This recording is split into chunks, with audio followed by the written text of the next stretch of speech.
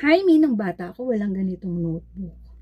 Parang kung ano lang meron dun mga dispring, tapos o kaya yung tinatahi-tahi. Eto, napaka-sleek na kanyang design. Tapos hardbound pa siya. Oh. At ang ganda ng kanyang sulatan. Nakikita nyo ba yan? Ang ganda ng kanyang sulatan. Parang magsusulat ka ng telenovela or love letter, Diyos.